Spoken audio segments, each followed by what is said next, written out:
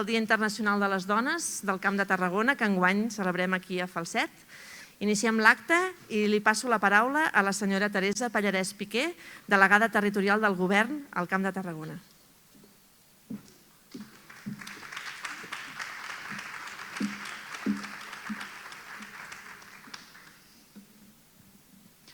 Moltes gràcies, Eva, directora dels Serveis Territorials de Feminisme, alcalde de Falset, president del Consell Comarcal, altres alcaldes i alcaldesses que avui també ens acompanyeu, els directors i directores territorials, l'equip de la delegació, els comandaments policials que avui també ens heu volgut acompanyar, regidors, regidores, representants d'entitats socials i tota la gent convidada.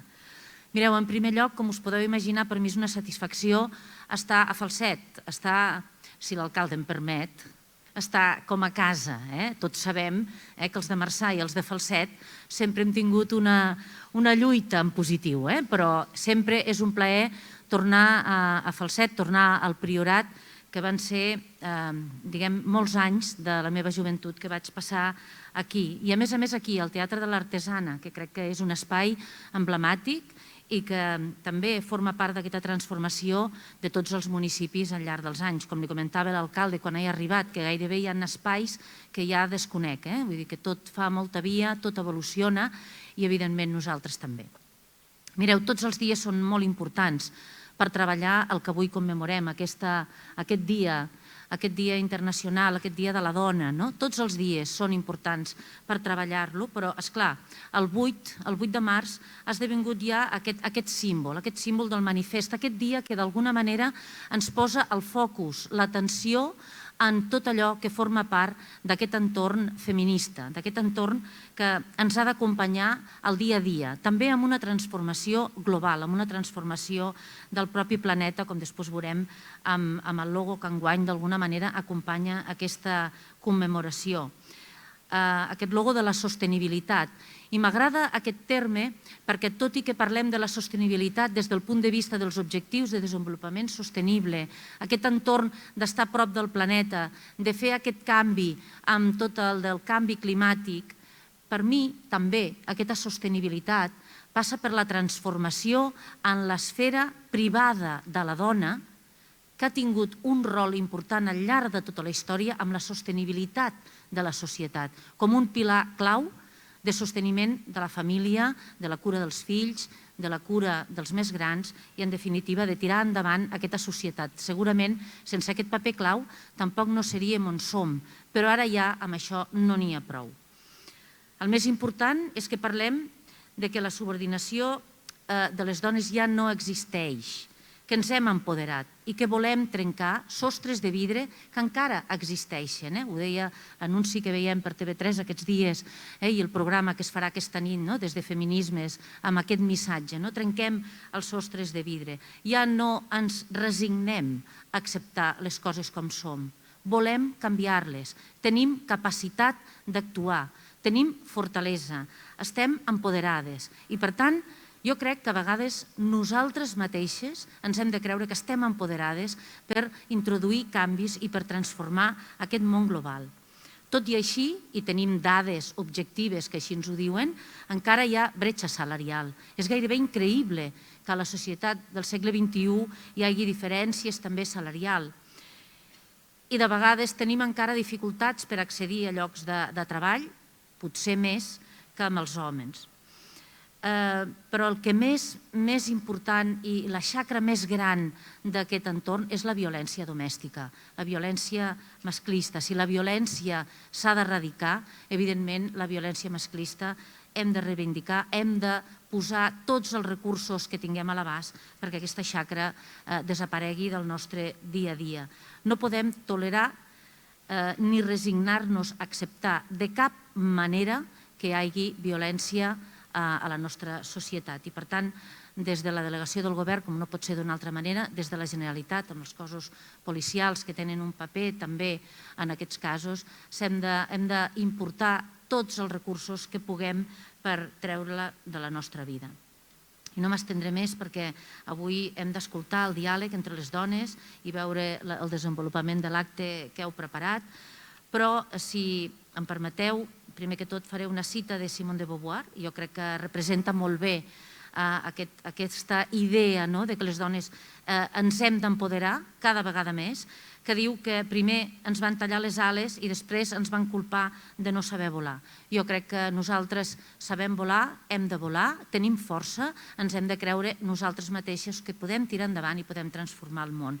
I no puc acabar sense fer un esment al poble ucraïnès, que està vivint aquests moments de guerra molt cruenta i que un cop més veiem el protagonisme de les dones, de les àvies, de la canalla, nens i nenes, que estan marxant amb un exili molt cruent, amb una situació molt complicada i que, per tant, avui toca també tindre un pensament, un record per totes aquestes víctimes, no només un pensament i un record, sinó un treball ferm per part de l'administració de la Generalitat, que també té un protagonisme al Departament de Feminismes, i, per tant, avui un pensament en aquest acte, però un treball ferm i compromès també al costat del poble d'Ucraïna. I res més, només agrair també poder formar part d'aquest acte, agrair la feina de tota l'organització i 8M és cada dia. Les dones estem cada dia, al dia a dia, als nostres llocs de treball, a la nostra feina, empoderades i amb ganes i amb capacitat de transformar i canviar el món. Moltes gràcies.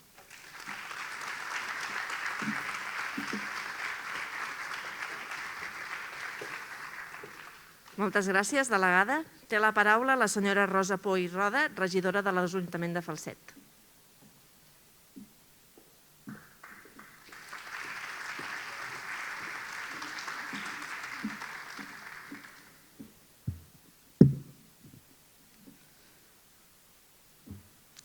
Senyora delegada del Govern de la Generalitat de Tarragona, coordinadora dels serveis territorials del Departament d'Igualtat i Feminismes a Tarragona, president del Consell Comarcal, autoritats diverses, alcalde de Falset, alcaldes i alcaldesses, regidors i regidores, amics i amigues i sobretot a les dones, sobretot amigues. En nom de l'Ajuntament de Falset us dono amb molt de goig la benvinguda al nostre poble, que a partir d'ara també és casa vostra. Agrair, en primer lloc, tenir el privilegi d'acollir aquest acte de commemoració del Dia Internacional de les Dones en aquest espai de cultura i llibertat com és el Teatre L'Artesana. Des del municipalisme cal treballar amb determinació i convicció per defensar els drets de les dones en aquest camí feixuc i llarg de la igualtat que ja no té marxa enrere. Nosaltres, a Falset, creiem fermament en aquesta lluita i conjuntament amb altres agents comarcals i locals, el SIAT, la Biblioteca Estremifà, els centres educatius i especialment les entitats, i voldria fer esment especial a les dones de la Quartera, que des de fa molts anys són les que d'alguna manera són la locomotora d'aquesta diada, i coordinats, en aquest cas, per el nostre jove regidor Robert Coll, el regidor d'Igualtat, que és un home en un món de dones, han confeccionat un programa molt complet i diversificat per reivindicar els valors que més representen aquesta diada. Ells han estat els impulsors de tot plegat i des d'aquí el nostre reconeixement. Les dones del segle XXI hem avançat molt, hem avançat força, però encara ens queda un bon trajecte per recórrer. I en aquest procés de lluita i conquesta, i especialment en l'àmbit del món rural, al que pertanyem al Priorat i segurament molts de vosaltres que veniu de comarques veïnes, el meu sentit, reconeixement també a les dones d'altres generacions, educades en uns valors potser més tradicionals i que des de la seva senzillesa i generositat ens van donar les eines per iniciar aquest viatge cap a l'autoestima i la llibertat. Gràcies a totes elles, àvies i mares, que sense tecnicismes ni massa eslògans ens van ajudar a empoderar-nos amb un llenguatge senzill i ple d'amor. I no voldria acabar, i ja em perdonareu, però soc professora de literatura, sense fer esment a uns versos de la poetessa Montserrat Abelló, una altra dona sàvia, que amb paraules molt senzilles ens diu el seu poema Parlen les dones. Parlen les dones, la seva poesia tendra i forta. Ben pocs s'aturen a escoltar aquestes veus que, trasbalsades, un nou llenguatge diuen nascut al fons dels segles. Parlen i parlarem les dones i caldrà que s'escolti la nostra veu per un futur que inevitablement ha de passar també per les nostres mans. Endavant, dones.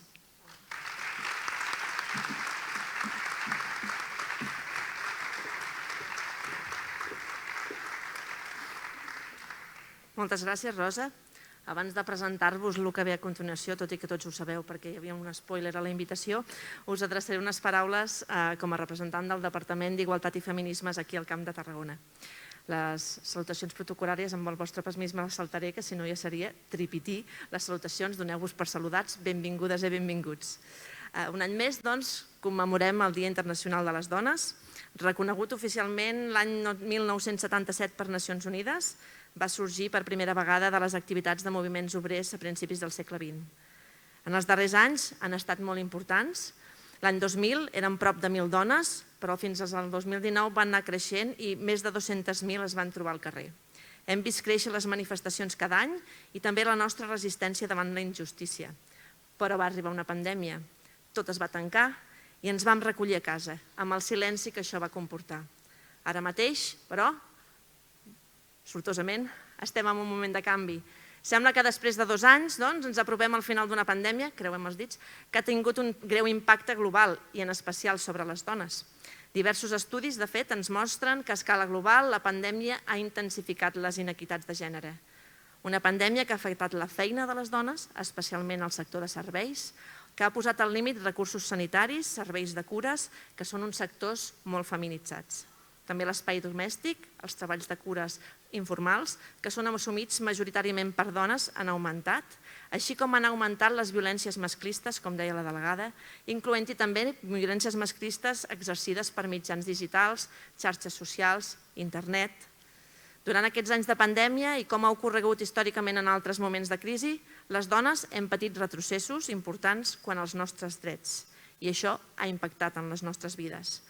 Per això, ara que tornem gradualment a començar la normalitat, és crucial que reflexionem sobre quina normalitat parlem i si realment és aquesta normalitat de la que parlo ara, és la que volem. No és qüestió de focalitzar-nos en la pandèmia, però tampoc la podem ignorar. Per això enguany, el lema, aquí no el posa però aquí sí, volem parlar d'una normalitat feminista, per a posar en evidència les anormalitats amb què les dones ens continuem trobant cada dia. Perquè, a veure, si mirem enrere, en un moment donat va ser normal que les dones no poguessin votar. Fa temps era normal que una dona hagués de demanar permís al seu marit per a fer segons què, com comprar o jo què sé. També era normal no tenir l'opció de cursar uns estudis superiors o universitaris o que estiguessin destinades només a unes determinades feines. Això sí, quan les dones van poder accedir al mercat laboral remunerat. Va ser normal no tenir a l'abast mitjans contraceptius i fa poc, de fet, 4 dies, posàvem sobre la taula l'existència de la bretxa salarial, al que també ha fet esment la delegada. Però ja no és només cobrar menys per una feina d'igual valor, sinó que encara hi ha molts llocs de comandament que eren i són ocupats per homes. Encara avui, doncs, destaquem contínuament el fet de mira, és la primera dona que... I aquí poseu-hi el que vulgueu. La primera dona que presideix X, la primera dona que dirigeix no sé què, la primera dona que arriba a fer no sé quantos, o que fa, o que ha escrit, o que jo què sé. Per sort, però, com hem vist, el que és normal ha anat variant, gràcies a la lluita i a la reivindicació, i evidentment no només el 8 de març, que com dèiem, el 8 de març ha de ser cada dia. Però també una part important és que institucionalment hem posat sobre la taula la necessitat de seguir reivindicant i transformant la realitat que ens envolta. Com us deia, un dia internacional serveix per posar sobre la taula allò que queda pendent, serveix per sensibilitzar i conscienciar tant els governs, aquí tenim 3 files ocupades pel govern, tant sigui local com de la Generalitat, sinó també com tota la ciutadania, homes i dones per igual. Erradiquem, doncs, les desigualtats, discriminacions i violències estructurals que patim les dones pel sol fet de ser dones i avancem cap a una normalitat feminista. Allò que trobem normal ha de ser molt millor.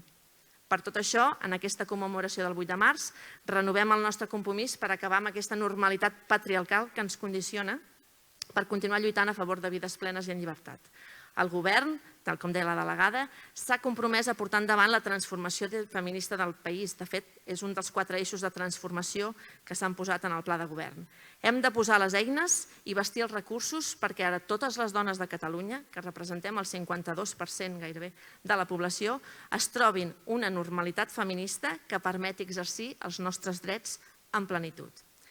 Aprofito l'ocasió per reconèixer, com també m'han fet les que m'han precedit, i agrair a les que han obert el camí, les que han fet passos previs i els avenços aconseguits gràcies a l'organització col·lectiva i la mobilització de les dones. En el diàleg hem convidat algunes de vosaltres, no podia ser tothom perquè no haguéssim acabat ni a l'hora de sopar. Volem, doncs, avançar cap a una normalitat feminista justa, igualitària i sense violències. Volem fer-ho bé, volem fer-ho tot i ho volem fer possible totes juntes. Abans d'acabar, també un record especial de part nostra a totes les dones que fugen de la guerra. Ara donaré, doncs, pas al diàleg d'entre les dones, que serà conduït per les periodistes Yolanda García Hernández i Marina Pérez Got. Amb aquesta conversa feminista volem posar en valor la feina feta per unes dones que van ser pioneres tant en la lluita feminista com en l'atenció de les dones en diversos camps, l'àmbit sanitari, la lluita feminista, el periodisme i l'atenció a les dones en els serveis d'informació. Per això demano a les companyes que tinguin a bé de pujar a l'escenari, que també són la Rosa Queralt, Casanova, l'Itxaso Galdos Barreras, l'Anna Guas Pujolà, la Montserrat Boronat Piqué i la Cèlia Ruiz Espejo. Entretant, mentre pugeu, agrair-vos la vostra participació, que ens diguéssiu que sí quan us vam convidar i abans de donar-vos pas visualitzarem el vídeo de la campanya institucional d'enguany. Gràcies.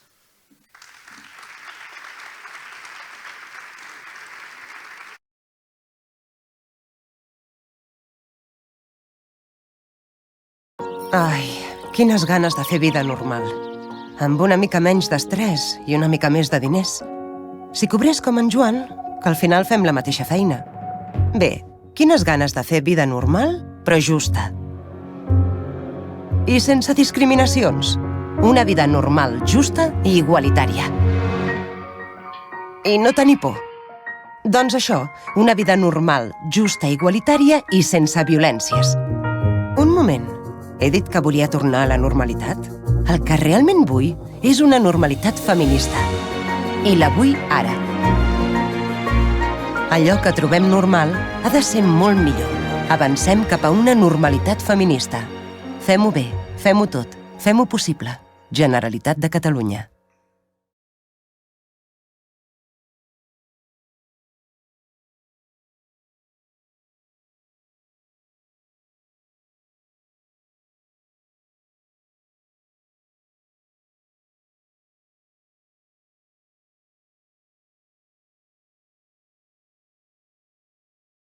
Ens faltarà temps. Perquè quan comenceu a conèixer aquestes dones que tot seguit s'estan col·locant, de veritat que ens faltarà temps, dones de diferents àmbits, de diferents espais, i al llarg de les intervencions que heu fet anteriorment heu parlat que hem aconseguit molt, d'on veníem. Jo crec que serà una experiència molt interessant la que mantindrem ara, de saber d'on venim en tota aquesta lluita, cap a on anem, què volem, què desitgem, i bola de vidre no en tindrem, però jo crec que estem totes en el camí. Abans que tot, permeteu-me, en nom de la Marina i en el meu propi, agrair-vos l'atenció que heu tingut de convidar-nos per poder compartir aquesta experiència amb tots vosaltres i amb aquestes dones que us passem a presentar tot seguit. La Rosa Queralt és doctora en Pedagogia, llicenciada en Filosofia i Ciències de l'Educació, diplomada en Infermeria, ajudant tècnic sanitari, màster d'Antropologia de la Medicina, especialista en Salut Pública, especialitat en Pediatria, ens parlarà molt de salut, com podeu imaginar.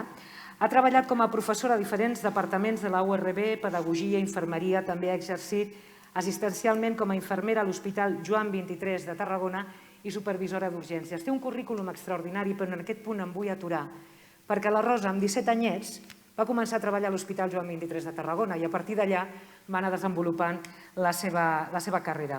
Ha fet prop de 20 publicacions en llibres i capítols de llibres relacionats amb dones i gènere, diversos treballs de recerca, cofundadora en la dècada dels 70 del Moviment de Dones de Tarragona, del Bloc Feminista, del Moviment de Planificació Familiar i del Centre de Planificació Familiar de la Mitja Lluna, que a moltes dones d'una certa generació segur que el tenen present. Pertany a diferents societats i entitats relacionades amb l'àmbit universitari, ha treballat en diferents projectes relacionats amb la política de dones, sempre molt vinculada al territori, i aquesta trajectòria l'ha fet mereixedora de molts premis. Tots els currículums de les nostres convidades els hem sintetitzat perquè us asseguro que són dones amb una gran trajectòria. Marina. L'Itxaso Galdós també us parlarà de l'àmbit sanitari. És mare i fisioterapeuta especialitzada en sol pèlvia, obstetrícia, lactància materna i fisiosexologia. Fa una dècada que ajuda a les dones a tenir una millor qualitat de vida i des de fa poc també facilita un grup de suport a la maternitat i participa activament a l'associació Petra de maternitats feministes. L'Anna Guas, que està al costat de la Marina, té una llarguíssima trajectòria en el món de l'activisme, d'això no es jubila una, oi Anna? Des de l'any 73 ja va participar activament a la vaga que van protagonitzar les dones a Tabacalera, a Tarragona, contra la modificació de les condicions de treball amb el tancament d'una setmana al menjador de l'empresa. Encara deus tenir la imatge aquí, i mira que han passat anys. Al maig del 74, per la seva activitat reivindicativa i política, recordem l'època que vivíem, va patir la repressió de la dictadura i es va veure obligada a marxar de Tarragona durant una bona llarga temporada. Va formar part del moviment Silenci per la Pau i va participar en les mobilitzacions contra l'entrada de l'OTAN i també el nuclear no gràcies. Des de la transició fins al 2005, quan s'inicia el tancament de la fàbrica de tabacs tarragonina, és membre del comitè d'empresa pel sindicat Comissions Obreres, delegada sindical, responsable de la Secretaria de la Dona de Comissions Obreres i va donar suport a la llarga lluita en els anys 80 per a la readmissió al treball de les dones en excedència. També va participar en el bloc feminista, des d'on va reivindicar el centre també de planning, la casa d'acollida, el dret a l'avortament.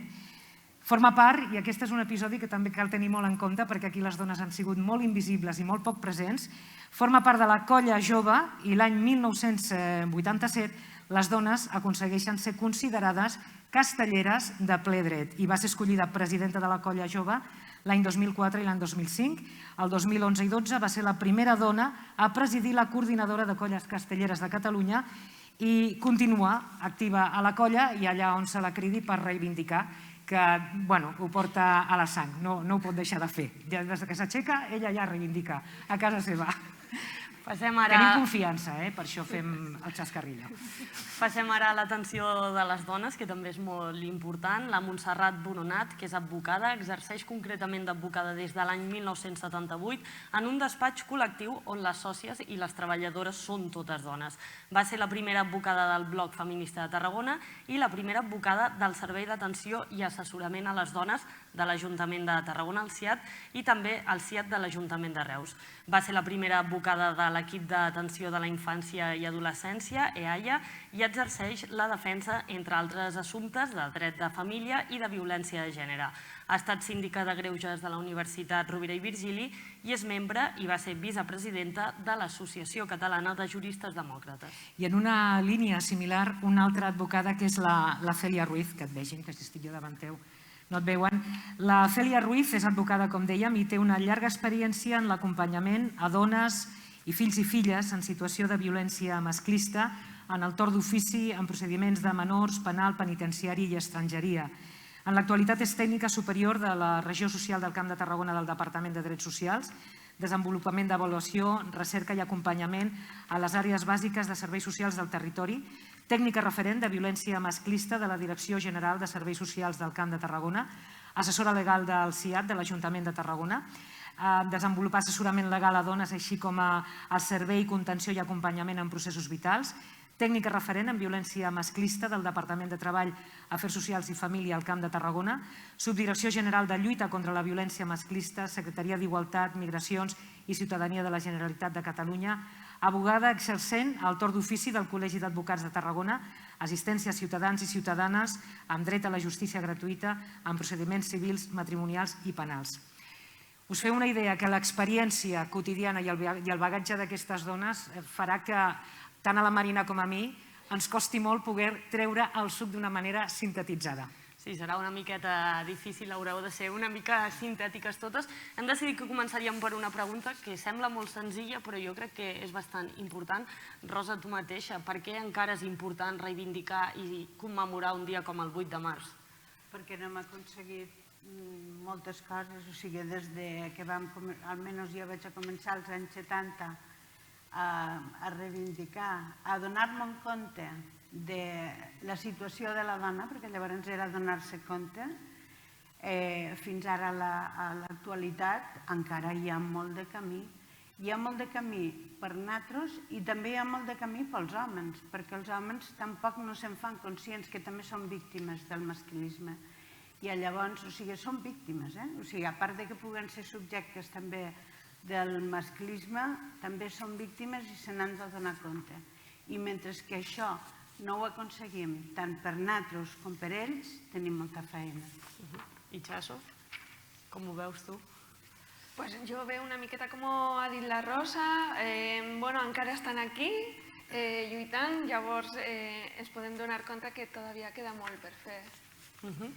És que coincidiríem una miqueta amb el que diuen, com el que diu la Rosa i el que diu la Inxarxo, perquè realment, vull dir, jo també vaig començar molt jove, però te'n dones compte que en moltes coses va haver una època que vam aconseguir molt, perquè no hi havia res, també s'ha de dir, i aleshores va haver una època de desert i ara tornem a estar des de tot el del Me Too, el de les agressions, la violència de gènere, tot això s'ha tornat a revifar una mica i això ens ajuda i ens dona moral a que realment tornem a estar a la batalla, però de moltes coses que queden pendents i que s'ha de continuar. I amb això estic d'acord amb la Rosa i amb ella perquè hem de ser homes i dones, perquè en primer lloc les mateixes dones ens n'hem de donar compte i hem de prendre consciència, però a la vegada els homes ens han d'ajudar a dir jo tinc que deixar privilegis per ajudar a tenir un món millor, un món d'igualtat, un món de etc. Vull dir que es necessitem tots i totes. Montserrat, el teu torn.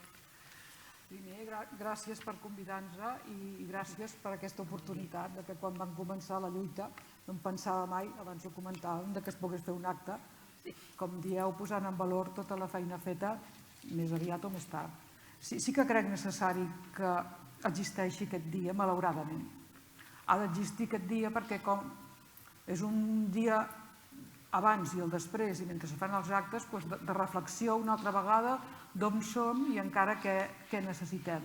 Estic d'acord amb tot el que heu dit vosaltres i sobretot tu, Anna, perquè si no comptem amb els nostres companys, amb els nostres amics, amb tota la societat, la part del gènere masculí, no farem res. Perquè jo crec que la conscienciació de la dona ja ha arribat. Des dels anys que vas començar tu, els 70s, que van començar unes quantes que estem aquí, els 70s, això ja ha arribat. Però la dels homes encara no ha arribat. Si no, mireu aquest pati de butaques. Quins homes hi ha aquí? Els que representen les institucions pel lloc on estan, l'alcalde, el president del Consell Comarcal, el cap dels serveis territorials, els que són del gènere masculí, també hi ha del gènere femení, els Mossos d'Esquadra. Algunes dones, un home, pel que veig, per uniforme. Clar, fins que aquests espais, direu, és que és l'hora, que només poden anar els jubilats, és que no sé què... Bueno, d'aquí cap allà ja no ve cap home. Fora del senyor que porta... El so. El saludem amablement des d'aquí. I que està treballant. Doncs clar, direu, bueno, això no és exactament així. Potser no, però és gràfic i representatiu.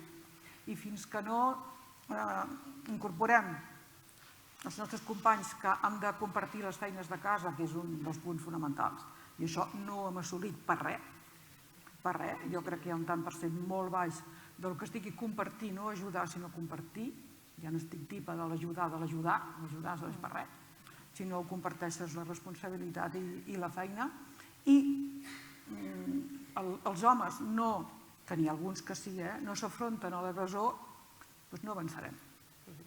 Cèlia. Bueno, com diuen les companyes, encara queda molta feina per fer.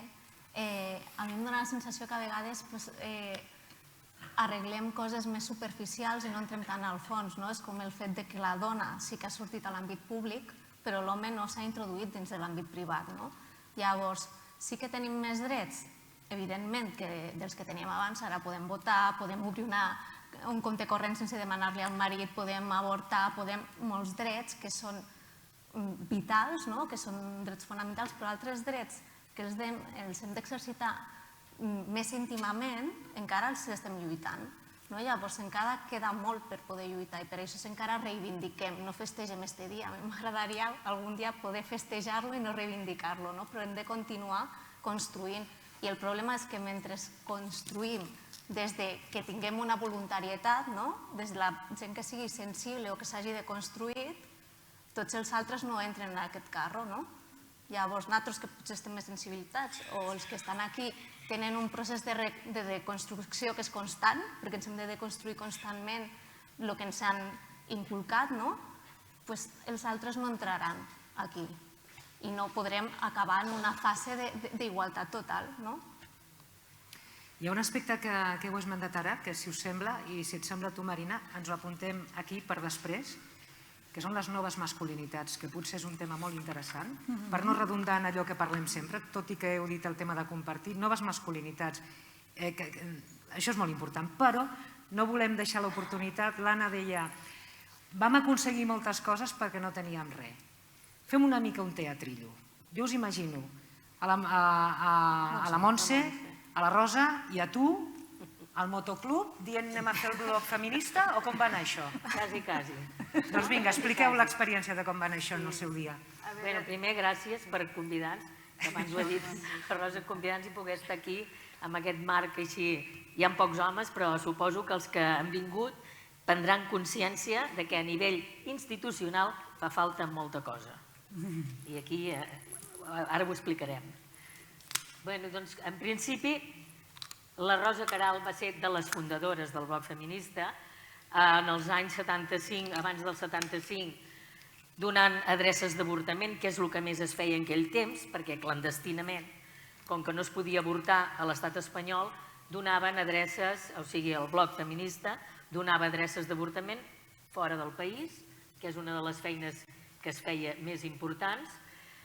Quan van començar, a partir dels anys 75-76, que comença el moviment feminista arreu de l'estat espanyol, ens comencem a coordinar, sobretot amb unes jornades que hi van haver de la Coordinadora Feminista de Madrid, i a partir d'aquí comencem a adquirir, dintre del món feminista ja organitzat, comencem ja a treballar temes i a treballar coses. La primera cosa que vam treure a la palestra, i en aquell temps hi havia la UCD, penseu, va ser el tema del divorci. En aquell moment es va plantejar una llei de divorci que, clar, lògicament, les feministes volíem una llei de divorci molt específica que contemplés els fills, que contemplés la igualtat econòmica, etc. Tot això, clar, la UCD no estava per aquesta feina.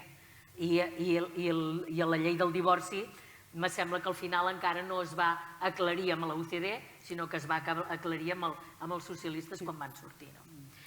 Després surten els socialistes a l'any 82, surten el PSOE al govern, i això, en les feministes sobretot, ens va animar moltíssim perquè vam pensar, bueno, ara és la nostra. Ara és la nostra de començar a treure a la palestra totes les nostres queixes, les nostres necessitats com a dones en un país democràtic, o que volem que sigui democràtic, i aleshores ja vam començar. Es va acabar la llei del divorci, que clar, va ser la que ells van voler, no la que nosaltres volíem, però bé, vèiem que no era una llei feminista, el divorci era una llei democràtica, d'un país democràtic, de que una persona, un home, una dona que volgués divorciar-se, com a mínim que tingués la llei. No calia que tothom tingués que fer servir aquesta llei. La tenien que fer servir qui volgués fer-la servir. Per això era important que existís. Per què? Perquè en un país democràtic això ha d'existir. Aquesta va ser una primera cosa important, amb moltes cometes de coses que nosaltres no hi estàvem d'acord, però bé, vam tenir la llei i això va ser un avenç important. I després ja vam començar amb el tema de l'avortament. El tema de l'avortament va ser quan ja es vam començar a mobilitzar moltíssim, arreu de tot l'estat, vull dir, aquí a Tarragona vam fer unes autoinculpacions que vam ser més de 400 dones autoinculpades, que vam anar al jutjat, que en aquell moment hi havia el jutge Carril, que es va posar les mans al cap, des de dalt d'una escala ens deia no padezcan, no padezcan, subirán todas, totes podran firmar. Vull dir, perquè volíem entrar totes a firmar conforme fèiem una autoinculpació. I aquell home, doncs, va ser, dintre de tot, bastant tolerant i vam poder fer aquestes autoinculpacions que, clar, lògicament això ens donava una força i ens va servir, primer, a les dones per discutir molt aquest tema, què és el que volíem, com el volíem, el per què el volíem, però també va ser una discussió pública perquè aquí hi va haver molts enfrontaments públics, de la gent que ho veia, de la gent que no ho deia, la Iglésia Catòlica, ja s'ho podeu pensar, doncs el de sempre. I bé, amb el tema de la llei del divorci, a Tarragona es va arribar a un punt on estàvem tan convençudes, es va fer un avortament, es va filmar, i a les primeres jornades sobre l'avortament es va presentar el vídeo de Tarragona. Clar, un vídeo clandestí, un vídeo que no sap ningú ni qui el va fer, ni qui era, ni com era. Això és així. Però va ser unes jornades que es van fer a les Llars Mundet a Barcelona i aquestes jornades van tenir una transcendència molt important, molt important. A nivell de Tarragona, a part de l'avortament, ho dic per anar escurçant, van començar amb el tema de la comissió antiagressions per tot el tema de la violència a les dones, pels maltractaments, i vam demanar una casa d'acollida per a dones maltractades. Aquí vam portar també una campanya bastant forta, d'això en va patir la Dolors, està per aquí, la Dolors de Roca, perquè ens vam tancar durant quasi una setmana dintre de la delegació del govern exigint la casa d'acollida perquè enteníem que les institucions tenien com a mínim, dic pringar amb el sentit bé de la paraula, vull dir que necessitàvem que les institucions ajudessin a que realment això se creés. Per què? Perquè, a veure, una organització feminista pot demanar, però no pot fer-ho. Necessita tenir una implicació de les institucions perquè això tirés endavant i pogués sortir. Realment es va fer a les Oblates, una casa d'acollida, i a part d'això, les típiques discussions de sempre i una cosa molt important i molt interessant en aquell moment, que va ser tota la discussió de l'esfera pública i l'esfera privada que abans deia la Montse, que són discussions de la casa, el tema de les tasques, el tema dels fills, el compartir, tot això. I a la vegada com els homes havien conquistat un espai públic que les dones no teníem. I la necessitat d'intercanviar aquests rols, perquè era importantíssim que les dones estiguéssim al carrer. Som la meitat de la població que ens veiem en el carrer, però en canvi a l'hora dels llocs de treball, de fer una activitat, etc., vull dir, tot això ho teníem vetat. I aquí va ser molt important tot aquest treball de discussió, de debats, de xerrades. També vam tocar tot el tema de la prostitució, si evolució, si penalització, tot aquest tema.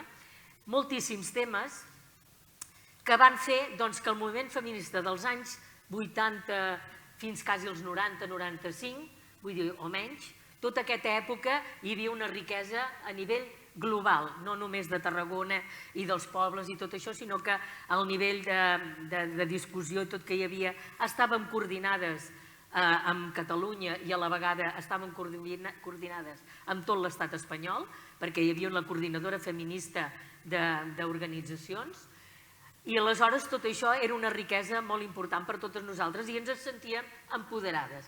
La paraula que avui es diu, que en aquell temps no dèiem empoderades perquè no existia la paraula o no la vam saber agafar, però que sí que realment ens sentíem alliberades i amb necessitat d'anar reivindicant i fent coses. Bé, això, per desgràcia, les institucions en general el que fan és que intenten aglutinar totes les propostes, totes les reivindicacions que tenia el moviment feminista, i no només el moviment feminista, d'altres organitzacions, d'altres coses que hi ha també. El que intenten les institucions és apoderar-se d'aquests valors i llavors posar-ho ells en pràctica. Per exemple, no he dit res del centre de planning, perquè, igual després surt, però sí que és veritat que la lluita que es va portar al Centre de Planificació Familiar era una lluita que no només era a Tarragona, sinó que a nivell de tot Catalunya es van fer centres de planning, de planificació familiar a tot arreu, a tot Catalunya, per un poblet petitet que hi havia, ja tenien un centre de planificació. Va ser un treball fantàstic a nivell de feministes i a nivell de professionals, perquè el centre de Tarragona, el centre Mitja Lluna, que moltíssimes coneixeu, perquè igual heu estat usuàries, doncs realment, vull dir, aquest treball, les professionals van estar un any i pico treballant gratuïtament. Per què? Per demostrar la necessitat d'aquest enclavament, d'aquest centre. Des del punt de vista de la salut, avui tenim els ASIRS, l'atenció sexual i reproductiva, tot molt normalitzat. En aquella època era anar a la visita del ginecòleg com anaven les nostres mares o les nostres àvies. Has comentat el tema del divorci. Potser algú es pensa que la llei, jurídicament, el divorci és com l'entenem ara. Aquella llei, quasi havies d'estar d'exercicis espirituals 10 anys abans de poder-te divorciar. Això les juristes que tenim aquí a la taula potser ho recordaran. Sí, perquè la primera llei del divorci, com deia l'Anna, de l'any 81, va entendre que la societat encara no estava prou preparada per divorciar-se directament, que primer havia que passar per la separació. No en tots els casos, però si es plantejava la ruptura de la parella quan estaves casat i estaves visquent amb la teva parella, doncs no es podia fer directament, perquè necessitaves un temps de reflexió. Ara sembla estrany, però era així. Un temps de reflexió. Llavors, aquesta reflexió passava perquè, ara no explicaré la llei perquè no està ni en vigor, però havies d'esperar-te, depèn dels casos, 1 any, 2 anys, i llavors ja et podies divorciar, i si ja portaves 5 anys separat d'aquella persona, de fet, ja podies anar directament al divorci. Però en caràcter general, primer havies de passar per la separació, reflexionar si volies trencar el vincle o no volies trencar el vincle en aquella persona. Clar, després d'uns anys, i recordo que era amb el govern Zapatero, que es va dir, bueno, divorci directament. I llavors se n'hi va dir exprés, que d'exprés no en té res. Però hi ha gent que encara ve al despatx i diu, vull un divorci exprés. No n'hi ha cap altre, o aquest o cap. Això no existeix. No existeix, no. Divorci exprés no existeix. El que passa que existeix una cosa molt bona per les dones, i pels homes també, que no cal explicar interioritats. Ja està. Un es vol divorciar i es pot fer de dues maneres. Una de mutu acord, que el que és molt millor i us recomano a tothom, no s'hagi de divorciar ningú, no faig propaganda, però si arriba el moment, doncs arriba el moment. I si l'altre no es vol divorciar, doncs poses una demanda i el jutge o la jutgessa mai entrarà en que si hi ha causa o no hi ha causa, perquè la llei diu que no hi ha causa, només és la voluntat d'una persona. Per tant, el divorci va ser un punt d'inflexió, evidentment treballat pel moviment feminista, perquè sol no hagués sortit, això està clar, treballat pel moviment feminista, però va ser un punt d'inflexió, que després ja s'han fet les modificacions i hem arribat a aquest altre punt que estem ara, per tal que la dona que no volia viure amb aquest senyor que es va casar se pogués divorciar. Ara també es poden divorciar els homosexuals que s'han casat, perquè es poden casar, cosa que també ha sigut molt reivindicada i que també va ser el govern Zapatero qui ho va... No és per fer propaganda al govern Zapatero, és un fet, és un fet, no hi ha més. I es poden casar i per tant es poden divorciar també, i per les dones agredides, sigui físicament, sigui psicològicament, sigui les dues coses, és un punt fonamental per trencar el vincle en aquella persona, total i absolutament. Comentava el centre de planificació, a mi és una cosa que em crida molt l'atenció perquè sempre ara estem molt acostumats a anar al ginecòleg quan hi hem d'anar i quan no. Com ens hem d'imaginar això del centre de planificació? Com es va crear? Com va ser la seva creació a Tarragona? Primer vam fer l'organització de dones de Tarragona, o sigui, que jo li dic moviment, però érem un grup que ens vam reunir a l'església de Sant Salvador de manera clandestina. Allí vam començar a estudiar les primeres ponències que després sortirien per a les primeres jornades catalanes de la dona, i a mi em va tocar estudiar la dona i sexualitat, perquè per la meva formació d'infermera me pegava, diríem, no? I aleshores aquí va començar a sortir, diríem, la llavor. I juntament amb una altra metgessa, la Pilar Sardà, que ja no hi és, ja ha traspassat, vam començar a parlar com organitzar-ho. I a través del blog el que vam fer seria com una minisecció en la que no solament informaven de les adreces per anar a avortar, evidentment teníem molta demanda de molta gent, sobretot gent molt necessitada i que dissortadament no podíem enviar a Londres, que era el que es feia en aquell moment, que vull dir que la gent que podia se comprava un bitllet d'avió, anava a la clínica de Timothy Ruther i en 2 dies aclaria, però l'altra gent no. I llavors teníem que estar també investigant on podíem enviar la gent, perquè evidentment hi havia gent, millor jo què sé, hi havia por, que vam triar por a França, vull dir que vam tindre problemes perquè es feien unes condicions pèssimes, no? I que evidentment nosaltres el que no volíem és que això fos d'aquesta manera. Es va incorporar el duo, diríem, es va incorporar la Maria Teresa de Montblanc, que dic jo, i llavors ella estudiava psicologia i també donava cop de mà en el que fos necessari quan les dones venien angoixades en problemes, bàsicament perquè com l'anticoncepció estava prohibida, i a més no solament prohibida, castigada la informació en penes de presó menor, la gent no prenia res i a més també el que era el cos mèdic tampoc estava preparat perquè realment donaven pastilles d'amagat per allò de problemes de dolors de regla i llavors el que feien és que feien descansar perquè evidentment, clar, si donaven unes pastilles de forma continuada estaven alerta i també els podien sancionar. I llavors en els descansos és quan se quedaven embarassades. Llavors el que vam fer, vam anar amb la Pilar, ens vam anar a Anglaterra, vam anar a veure les clíniques, a veure on es feia i com es feia i en quines condicions, i a més vam parlar amb el Timothy Ruther i ens va regalar tota una caixa, una bossa plena de dispositius intrauterins que van passar per la frontera, jo vaig posar a dalt de tot de Tampax. Els primers dius es van posar al centre de plànic de la Mitja Lluna a Tarragona. I llavors teníem la conxorxa amb el doctor Pérez Villa, que és de Tarragona, i ell, nosaltres informaven a les dones de com s'havien de prendre els anticonceptius i tal, i a més, en aquest cas, els donaven el DIU gratis, evidentment, perquè ens va regalar a Timothy Ruther, i a més jo me'n recordo que al passar per la duana, evidentment, me va dir, què porta aquí? I jo dic, Tampax. I l'home es va posar, era un noi jove, i es va posar tot roig, perquè llavors és que això del Tampax era com una cosa impensable.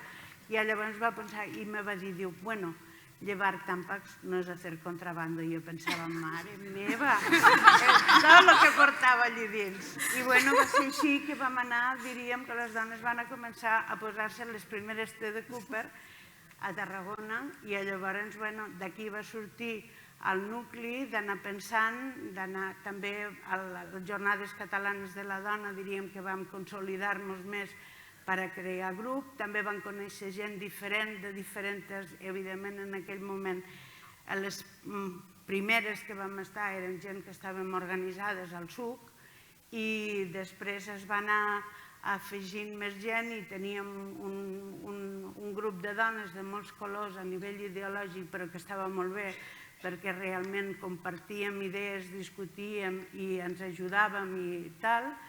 I aleshores, ja dic, va ser, després ja vam estar a les Jornades Catalanes de la Dona, que va ser el gran descobriment. Jo recordo quan vaig conèixer a la Leonor Taboada, que va fer, lo de que teníem que mirar-nos, perquè, clar, mirar-se el cos era pecat, no? I llavors inclús els internats, jo vaig estar en un internat de la secció femenina, allà on està ara la delegació del govern, i ens explicaven com horroritzades com a l'estranger les dones se dutxaven nuetes.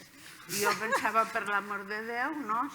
A veure, allí hi havia les mandos, ens deien que s'havien de dutxar en camisó, I llavors, clar, evidentment, sortir d'esta manera a de cop i volta a veure la Leor Taboada que t'invitava a agafar un mirall i a mirar-te, realment va ser un canvi impressionant. Vull dir, allò va ser el gran descobriment, o sigui, va ser com si em fes de dia per realment de dir, ostres, per on estem, no? I aquí va ser... Rosa, perdona, la Itxaso et mira com dient, no m'ho puc creure, ja que està vinculada a la dona, a les maternitats... Sí que m'ho puc creure. Bueno, no m'ho puc creure, és una manera de parlar, però... És que encara jo faig això cada dia.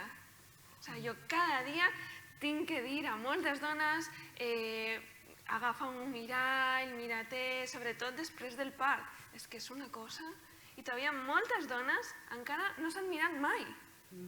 Moltes. I no... Per tant, no és cosa del passat. No, ni molt menys. Aquest coneixement del propi cos. No, ni molt menys. És que ja t'he dit que jo cada dia estic dient el mateix.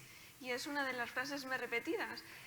Agafa un mirall, mira-te, toca't, aquí tens això, aquí tens l'altra cosa. Ensenyar anatomia bàsica. És que encara jo faig això cada dia. O sigui, ens falta coneixement a les dones d'anatomia bàsica.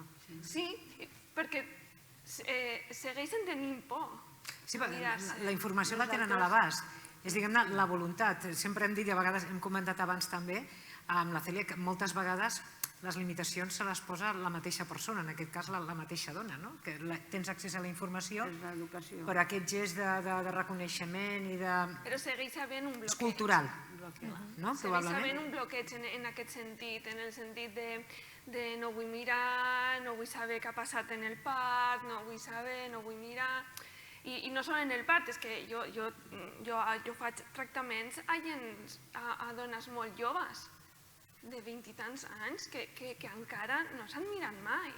Però potser tot això es ve d'una reminiscència, no? Clar, és que... De que la salut sempre ho diem que té rostre d'home, no? És androcentrista totalment, no? I va fent una evolució. Llavors, hi havia el tabú, no?, de poder-se mirar. No ho sé, que jo no soc de l'àmbit de salut, però entenc que és més des d'aquesta evolució, no?, que ens costa més a les dones com veure'ns en la salut i poder-nos, no? O com ho... Ets la negació que sempre hem fet del teu cos. O sigui, tu, el teu cos és brut, d'acord? I lleig, per tant, com és imperfecte. brut, no te'l mires, d'acord? Llavors, vull dir, els òrgans sexuals de les dones són bruts. I llavors aquesta cosa que sempre s'ha dit i s'ha repetit i s'ha contradit, no? Queda gravat i això és una cosa que es va fent, es va passant de generació en generació. Jo volia dir que el planning primitiu, o sigui, abans que no vam inaugurar el Mitja Lluna, també ens vam dedicar amb la Rosa Arriaga, una psiquiatra, que del Pere Mata, i després l'Ignasi Pérez Villa i jo, a anar pels pobles per explicar lo bàsic que era existeixen els anticonceptius, perquè llavors l'únic anticonceptiu era l'Ojino, que es quedaven totes embarassades, i si no, la marxa enrere, amb la qual produïa molts de problemes a les dones, perquè produïa fins i tot avarius a l'úter i no servia per a res. O sigui, es quedaven igual embarassades. Doncs, bueno, anar a trencar aquests tabús als pobles del voltant, també va ser, una companya del blog ens va fer un cartell, va ser, a més vam parlar a la casa, diríem, dels anticonceptius, ens va pagar el cartell i després anàvem de poble en poble. Una mica berlanga tot això, Sí. Ja t'ho dic ara. Una mica berlanga. Berlanga total. Anàvem de poble en poble explicant a la gent i, clar, i a vegades també, vull dir, si parlaves de l'avortament, per exemple, alguna carada havies tingut, no? Vull dir, de trobar-te gent que t'insultava, no? T'insultava al carrer. A mi m'han insultat al carrer i m'he quedat paradíssima per aquestes qüestions, per ensenyar. I també vam fer un programa de ràdio per explicar els anticonceptius. És a dir, que per això t'he dit que tu vas vindre detrás i, evidentment, a davant vam fer moltes coses, no solament informar sobre les adreces d'avortar, sinó que vam fer una labor preventiva important i d'educació per la salut. Al final estàs parlant d'educació, educació, educació, que ha d'haver-hi a la salut, que ha d'haver-hi en tots els àmbits de la lluita de les dones, i on s'ha posat molt l'accent en el començament de l'acte és en el tema de la violència. La Cèlia té força experiència, dissortadament, en l'atenció a dones i als seus fills i filles en escenaris de violència. Sí, bueno, el que veus és que el que parlàvem, de que hi ha hagut una evolució, però el fer valer el dret ja no és només perquè la pròpia persona no pugui exercitar el dret, sinó que a vegades institucionalment o burocràticament o fins i tot legalment és difícil poder accedir a aquest dret. Llavors, a part de l'autolimitació, a vegades també és això, potser una dona et ve i et diu, ho dic ara per casos que tenim en el CIAT, el típic que et ve una dona que es vol divorciar però té violència econòmica, no té control econòmic, què falla amb els crios? Perquè si jo ara me divorcio, me quedo als crios perquè ell no es pot fer càrrec, en aquest cas, llavors no puc treballar. Llavors, és el peix que es mossega la cua, perquè sí que té uns drets i li diem, mira, si hi ha violència, denuncia. Però si denuncia, després com manté el nucli familiar. I quan ja hi ha component d'estrangeria, de que no té regulació, també hi ha la por de poder denunciar. Amb agressions i abusos sexuals també estem a anys llum de poder tenir una equitat, perquè el primer que es fa és enjudiciar el testimoni de la víctima, que la psicòloga del servei sempre diu, li hem de dir que no l'enjudiciaran amb ella. Sí, però és que de facto s'enjudiciarà el seu testimoni i se l'enjudiciarà i ha de saber que no és un tràngol fàcil, amb una agressió sexual o amb violència de gènere, que és la que hi ha entre parella, perquè sobretot és que no ens fiquem d'acord ni en la pròpia normativa que tenim. La jurídica, la que va als jutjats, estem parlant que es regeix per una llei de l'estat espanyol i la que tenim nosaltres és molt més àmplia, la que hi ha aquí a Catalunya cobreix molts més drets, però no és aplicable a nivell judicial. Doncs porten des de dos termes diferents. Una qüestió que sempre dic i que fico d'exemple, justícia gratuïta. Una dona que denuncia la seva parella perquè ha sigut maltractat, en teoria té dret a justícia gratuïta immediatament sense mirar el còmput econòmic. O sigui, un advocat d'ofici, procurador d'ofici i demés. Una dona que ha sigut violada per un desconegut no té dret a aquesta justícia gratuïta immediata, per tant, no té un advocat que l'assessori en aquell moment. I això és vital per al procediment judicial. I més, els procediments d'agressió i abusos sexuals que són supercomplicats de provar perquè es fan sempre en la intimitat, en un lloc on no estan sols la víctima i l'agressor. És molt complex. I això són coses que hem de canviar tant a nivell normatiu com el suport que es fa a nivell institucional, de saber que hi ha traves. No exigim a la dona, és la meva perspectiva, no exigim a la dona que denunciï quan no la podrem protegir. Vull dir, abans hem de canviar moltes altres coses, ha de ser més transversal, hem de col·laborar tots, des de salut, des de justícia, drets socials, ha de ser una intervenció integral, perquè si no, no hi ha una real protecció. Jo penso que per sort, i no vull ser triomfalista, perquè estic tot d'acord amb el que has dit tu, però ha canviat molt la perspectiva de la justícia. Des de parlo dels 80, Bueno, ja. És que jo és que només fa des del 2009 que exerceixo, llavors veig que hi ha canvi, però... Parlo dels 80, perquè clar, tenim jutjats especialitzats, millor o pitjor. Sí, això també ho podem parlar, sí. Jutges especialitzats i jutgesses, millor o pitjor. El factor humà també compta, no? I un canvi important ja fa anys de la jurisprudència del Tribunal Suprem que han d'aplicar els altres jutjats sobre si el testimoni de la víctima, com deies tu, són delictes que es cometen amb la intimitat, sigui la violació d'un desconegut, sigui la violació del marit, cosa que abans era impensable, perquè era un deure, era el débito. El débito conyugal, en castellano, en català no sé. Entre el ojino i el débito conyugal estem recuperant unes paraules que pensava que ja havíem perdut. Sí, jo haig de fer una mica d'esforç. Perdó, us deia la jurisprudència del Suprem que li dona fiabilitat a la testimoni de la víctima, l'únic testimoni que és la víctima, que torno a repetir, com deies tu, delictes comesos en la intimitat, sigui d'un desconegut, sigui del teu marit, sempre, també com deies, que aquell testimoni sigui creïble. I llavors, la tasca nostra de les advocades és preparar molt aquest testimoni, perquè sigui creïble. No perquè sigui veritat o mentida, perquè nosaltres ja sabem que és veritat. El problema és el moment que va denunciar, que a vegades no tenen el discurs en aquell moment per poder vomitar la denúncia. Sí, però jo parlo més del discurs, que sí, que estic d'acord, el discurs del judici que el discurs de la denúncia. Evidentment, a veure, amb els delictes contra la violència de gènere, de fa uns quants anys, han de tindre abogat abans. Sí, en teoria. En teoria.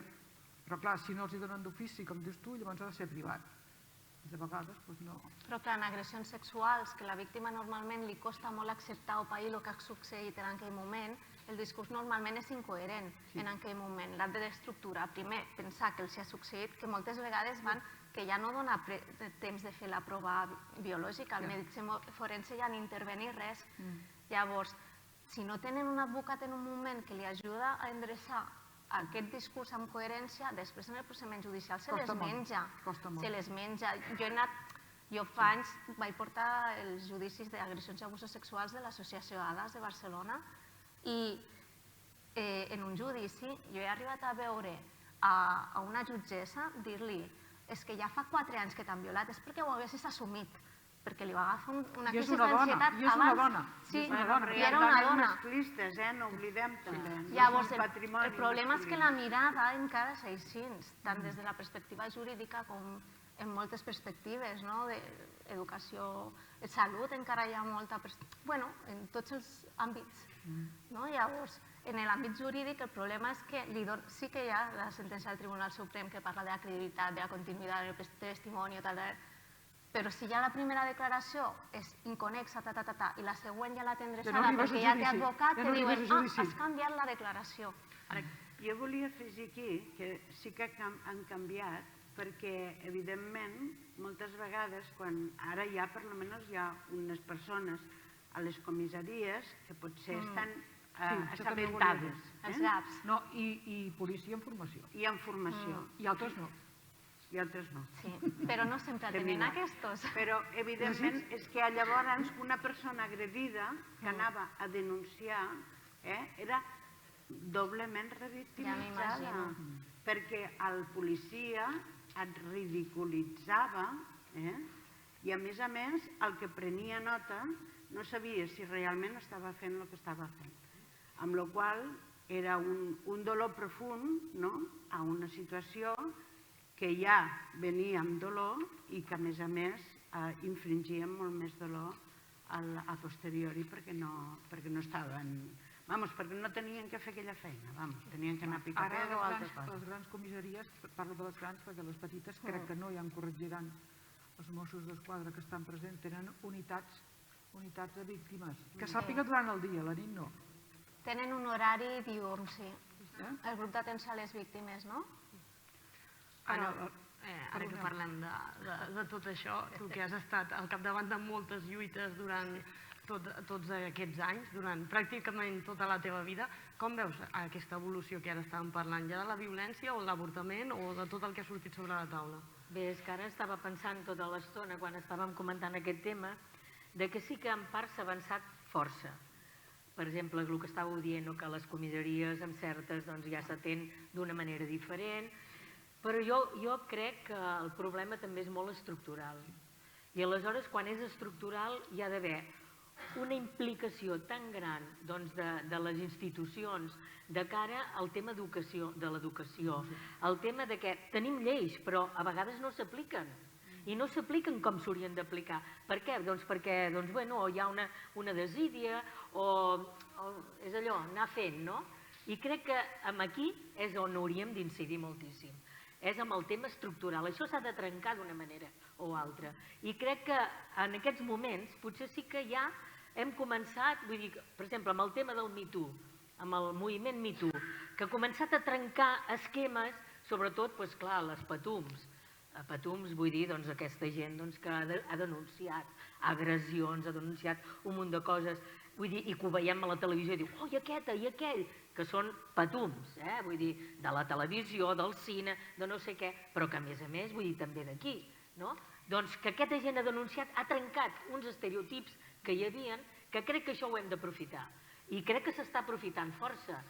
Però a la vegada, vull dir que a part a nivell de dones, vull dir que tenim tot el poder de poder-ho fer i que n'hi ha moltíssimes que ja ho estan fent, es necessita la implicació dels governs, es necessita la implicació de les institucions. Si no, ens quedem tallats amb el perill de que tot això és molt maco i vull dir, estem engrescades en què podem canviar coses, però que amb el temps es vagi diluint i tornem a passar una època de desert on no puguem canviar res. I crec que és fonamental, vull dir, mentalitzar-nos de que hem de denunciar. Encara que el policia no te cregui, o si et creu millor, però vull dir, ajudar a les dones en tots els aspectes, ens hem d'organitzar. Les dones hem de fer pinya precisament per fer aquest salt tan important que necessitem a la societat. Que a la vegada tenim els homes al nostre costat, fantàstic, perquè és el que ens fa falta, però s'ha de fer. I nosaltres, clar, hem de fer el primer pas, que ja l'hem fet i que l'estem fent, però que hem de continuar fent-lo. Per això, el 8 de març, dius, a vegades me fa ràbia, dic, ostres, una altra vegada el 8 de març, com si fos allò, no? Ens toca, però no, és necessari, i en aquests moments ho és. Justament per anar acabant, que has fet com un inventari d'institucions, la pròpia... No, real, és una fotografia de que és un canvi estructural el que s'ha de produir, un canvi cultural. Són lents, però bé, aquí hi seguim, tots i totes. Però agafo allò que apuntàvem de les noves masculinitats. Els homes, el paper dels homes en tot aquest canvi. Homes que estan per la labor, que es diu, homes que no els interessa gens, i homes, en alguns casos, generalitzar sempre és dolent, que estan desorientats davant d'aquests canvis. També ens podem trobar. No sé, des d'aquesta perspectiva, què en penseu d'aquest camí, com s'ha de fer? I quan parlàvem abans de les noves masculinitats, que a mi aquest tipus de posar etiquetes a les coses sempre trobo que són molt perilloses, però bueno, és una manera per entendre'ns. Jo, en aquest aspecte, ja ho he dit al principi, jo dic que el patriarcalisme, amb tots els seus instruments, no solament ens afecta a nosaltres perquè som ja concebides com a subordinades i dependents i els nostres valors sense valors, per dir-ho així, són inferiors, però jo crec que els homes també se n'haurien de donar compte que ells també són un instrument del masclisme. I com són uns instruments perquè d'entrada tampoc accepten cap model de masculinitat que no sigui realment el ser mascle, entre cometes. I als homes els exigeixen proves de virilitat contínues. I fins que ells no se'n donen compte que aquestes proves de masculinitat i a més que utilitzen les mateixes armes que utilitzen les dones, que és la burla, que és l'insult, que és la violència, perquè a ells també els hi diuen. És a dir, la persona que és més sensible o plora, un xiquet que plora, que els homes sembla que no han de plorar, i llavors ja els hi diuen calçonassos, ja els hi diuen doneta, i insulten. Per tant, aquestes coses també ho han de veure, que ells també són víctimes i que són els primers que estan obligats a ser d'una manera determinada. I llavors, fins que això no se'n donen compte, s'analitzen i sempre diuen és que els homes també haurien d'estar en moviments feministes. Jo crec que els homes han de crear els seus propis moviments, s'han d'analitzar què és el que els afecta tot això i, evidentment, hi arribarà el moment que podem confluir, podem parlar i dir quines coses ens afecten a uns i altres per, evidentment, anar tots a una. Però el patriarcalisme no solament és una cosa que ens afecta a les dones, que molt, perquè ens posa en un paper secundari, sinó que també als homes. I clar, jo ja ho entenc, evidentment, canviar tota una societat de privilegis, i ara, per exemple, que es discuteixi, es digui, bueno, doncs mira, fem a igual currículum, com resulta que la majoria són homes, que hi hagi una dona. Clar, això és una pèrdua d'allò, perquè clar, no ho discutís ningú, que totes les comissions importants estiguen tot homes i que no estiguin i ara negociant a la guerra. Veus allí alguna dona que estigui sentada en alguna banda per parlar del... No estan. És a dir, que fins que això no realment cale i ho estudiem i ho treballem, realment anem malament. I a més crec que en aquestes situacions estem malament. Jo estic d'acord en que el feminisme institucional se faci fort, però també els treballs, com tu has dit, de base. I a més, més que res perquè el feixisme està pujant així alegrement i la negació de tot el que és la teoria de gènere s'està fent, encara que sigui realment fonamentada, perquè clar, aquí no hem parlat perquè no acabaríem mai, però evidentment, inclús a la medicina, sesgada, perquè sempre no s'ha estudiat mai, s'ha estudiat a l'home i a la dona no, fins que van arribar a tindre una mortalitat, que la mortalitat de les dones és per malalties cardiovasculars i resulta que es tractava malament. Les dones tenim uns altres símptomes diferents als que estaven descrits a l'home i llavors va començar la síndrome de Yelp a veure que s'havia d'estudiar. És a dir, que les teories de gènere estan estudiades i estan comprovades científicament. I hi ha unes corrents que s'ho volen carregar.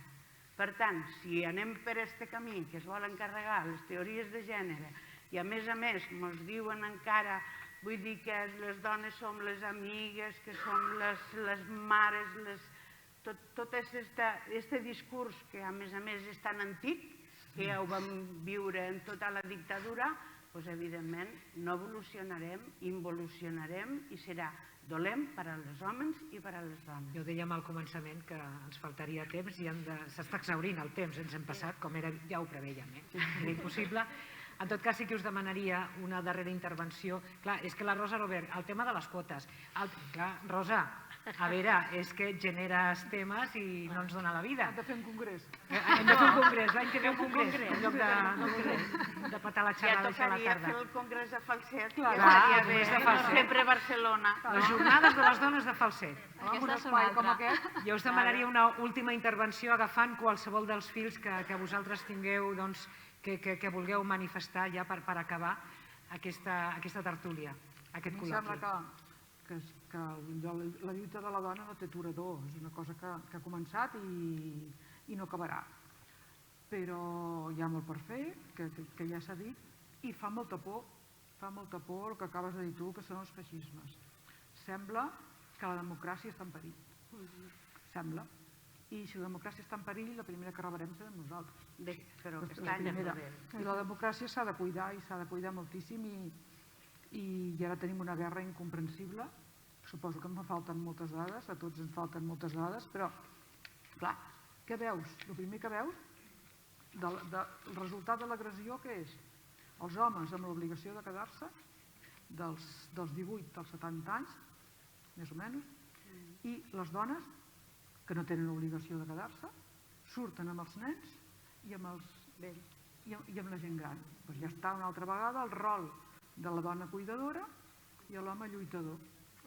Ja sé que és molt polèmic dir això i que davant de la guerra la qüestió és que se salvin la major de vides possibles, però que l'imatge és aquesta.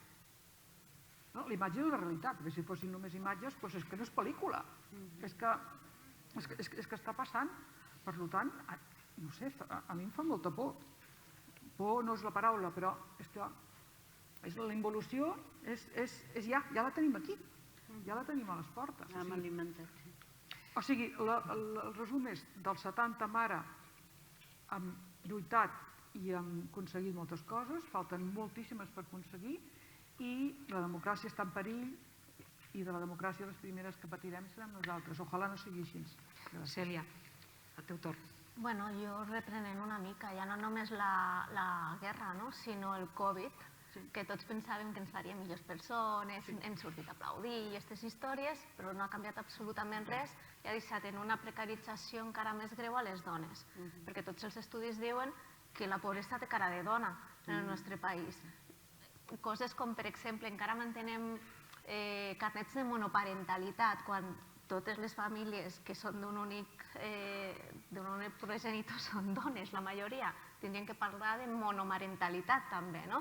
Vull dir, estem perpetuant molts estereotips que ens estan retrocedint. A mi també em dona aquesta sensació, a drets que potser ja teníem adquirits i ara tenim que tornar a lluitar, o aquesta és la sensació que em dona, de que ja no només que la democràcia estigui en perill, sinó que drets que ja tenim adquirits o s'estiguin diluint o estiguin més en judici de poder-los lluitar. I crec que és una lluita que hem de fer tots des de casa, des de l'empoderament que puguem tenir des de casa i també exigint a les institucions i a la normativa, perquè la legislació al final sempre va per darrere de les necessitats dels ciutadans. O sigui, tenim encara una llei de violència de gènere del 2004 en la que només és entre pareja o relació anàloga, vull dir.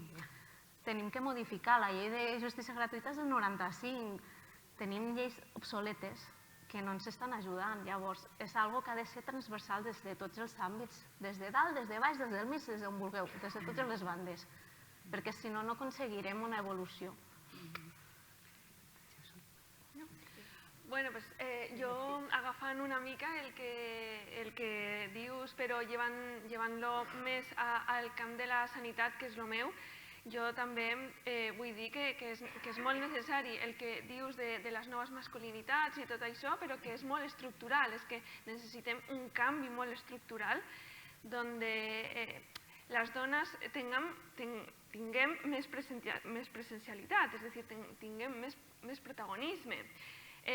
Jo que treballo molt con famílies i sobretot con mares, premiar més a les parelles o a los pares con los permisos intransferibles, és a dir, premiar-les a ells perquè se facin càrrec dels fills i de les filles, quitant el permiso de les dones que lleva reivindicant-se 30 anys, és absurd, no?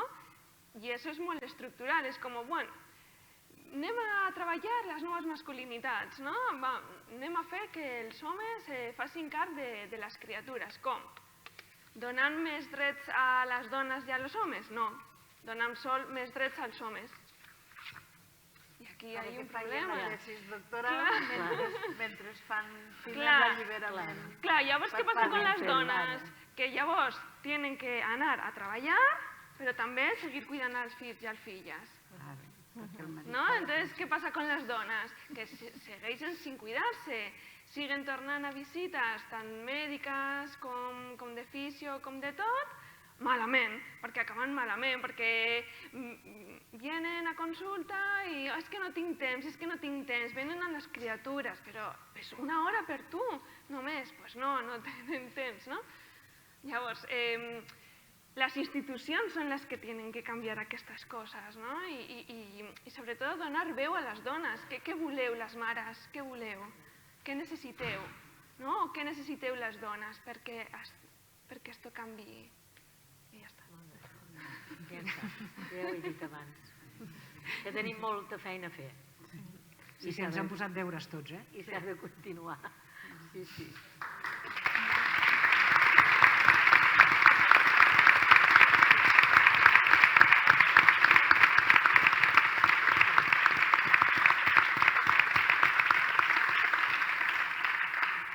Moltes gràcies a les 5 per aportar una miqueta el vostre punt de vista. Segurament podríem parlar moltes hores més i aprendre de totes molt més.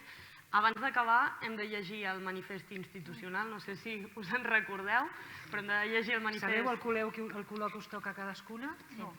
Doncs jo tampoc, Marina, tu saps? Jo sé el meu, però el d'elles no. Podeu fer menor greu. Sí, bueno, esa no. Està subratllat. En vermell. Està subratllat? Jo no el tinc. Sí, està subratllat. En vermell. Jo no dec parlar perquè no el tinc. Ai, calla, que és vella. Quin color soc jo? Jo soc l'última. Necessitem suport. Que jo era l'última d'aquí, llavors tu deus ser aquest color. Doncs mira, molt fàcil, si és que ens arreglem de seguida nosaltres. Cada paràgraf està un color, comença la Marina i seguim aquest ordre. Jo l'última, ja està. Arreglat. Quan estigueu, comencem. Ja? Al llarg de la història, tant a Catalunya com arreu del món, els drets de les dones no han estat atorgats, sinó que han estat guanyats mitjançant l'organització col·lectiva i la mobilització de les dones mateixes.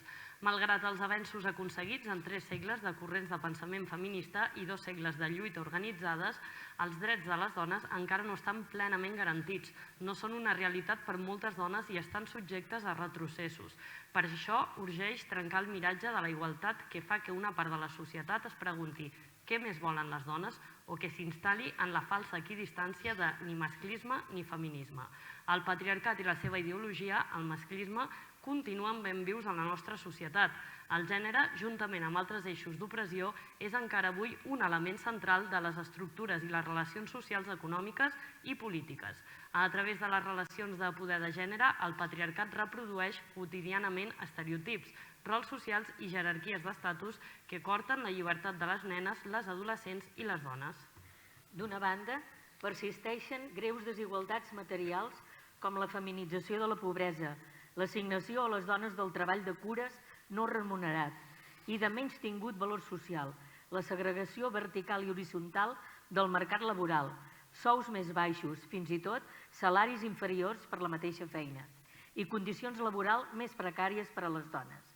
D'altra banda, el patriarcat ho impregna tot de jerarquies, desigualtats i discriminacions, que són alhora la base de les violències masclistes que es produeixen en cadascun dels àmbits de la vida, de la devaluació de tot allò relacionat amb la feminitat i amb les dones, del sexisme i la misogínia disfressats de tradicions o d'humor, d'una pressió estètica asfixiant que cosifica les dones i hipersexualitza les nenes i les adolescents, i de la sobrepresentació dels homes en llocs de lideratge, de presa de decisions i de més visibilitat, incloent-hi els mitjans de comunicació.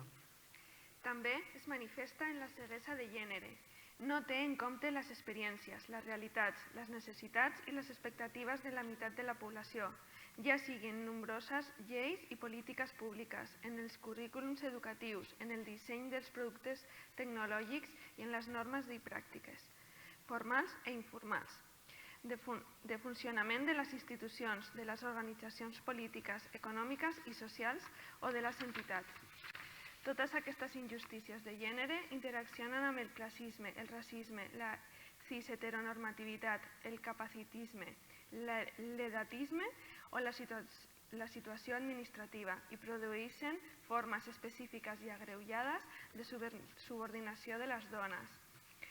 Per aquest motiu, les vindicacions feministes són molt clares. Acabar d'una vegada per totes amb les injustícies distributives i de reconeixement i assegurar la paritat i la igualtat valor de la veu de les dones en la participació en totes les esferes. Davant les desigualtats, discriminacions i violències estructurals que pateixen les dones pel sol fet de ser dones, hi ha 2 canvis imprescindibles i inajornables. En primer lloc, el paper actiu dels homes per identificar i rebutjar els estereotips, les actituds i els comportaments masclistes propis i dels seus entorns laborals, familiars o d'amistats que normalitzen i perpetuen la discriminació, el menysteniment, la cosificació o les violències envers les dones i que al mateix temps els imposen a ells mateixos una determinada manera de ser i de fer com a homes. Així mateix, els homes han d'assumir la responsabilitat que els pertoca en la sostenibilitat de la vida i en el treball domèstic i de cures. El feminisme és per tothom. En segon lloc, la resposta institucional ha d'estar a l'altura. La vitalitat del moviment feminista al carrer ha fet possible en les darreres dècades que els feminismes i la seva agenda política transformadora hagin irromput amb força a les institucions.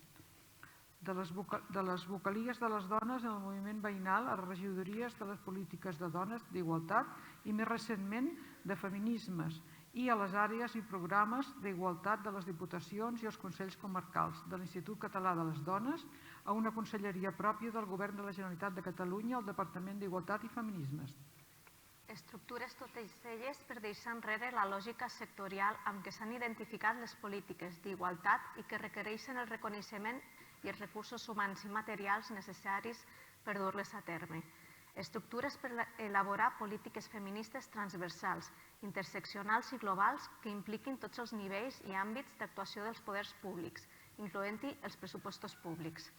Polítiques públiques per impulsar una veritable transformació feminista que, posant la vida al centre, s'adreci a les necessitats pràctiques més immediates, de cures o d'usos del temps, entre d'altres, i que simultàniament impulsi canvis estructurals per enderrocar el patriarcat, com per exemple la redistribució del treball remunerat i no remunerat o la plena garantia del dret al propi cos. Polítiques públiques que siguin un dic de contenció davant la presència creixent del feixisme i d'altres moviments antidrets i antigènere, tant a Catalunya com a escala global. El feminisme és llibertat. La transformació feminista ha de suposar també una nova forma de fer política, més democràtica i participativa, en què les polítiques públiques siguin el resultat d'una interlocució real amb entitats i col·lectius, especialment d'aquells que ensenyen, que defensen la justícia social en totes les seves expressions, amb l'objectiu de dissenyar conjuntament un nou contracte social que permeti viure vides lliures i dignes a tothom. Una forma de fer política també en què les institucions dels diferents àmbits territorials col·laborin i cooperin per fer efectius els drets ja assolits i per impulsar nous drets feministes. La transformació feminista ja ha començat, és imparable, perquè els feminismes són el moviment sociopolític més potent i transversal que hi ha actualment a escala global. El ple garantiment dels drets humans de les dones no pot esperar més. No és just demanar a les dones que esperin més temps. No és una utopia ni pot ser tampoc una promesa per a les generacions futures. El reclam històric de justícia, equitat i llibertat ha de fer-se realitat avui i ho volem ara.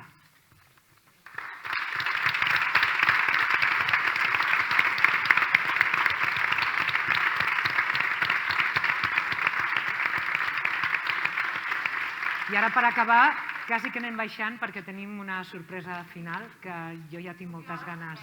Tinc moltes ganes perquè ja hem xerrat prou i ja et toca a tu.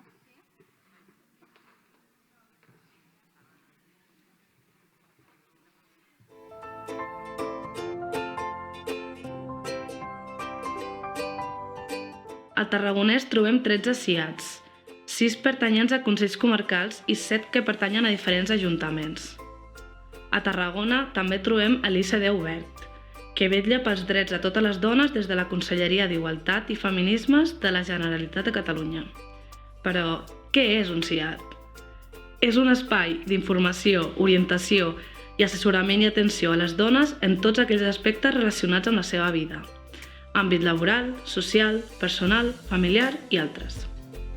El servei s'estructura en informació, orientació i assessorament sobre els drets de les dones i l'exercici d'aquests, assessorament jurídic, suport psicològic, detecció i derivació als serveis especialitzats en l'atenció de situacions de violència, suport al teixit associatiu femení, activitats, cursos i xerrades sobre temes d'interès per a les dones i, finalment, celebració de dies internacionals.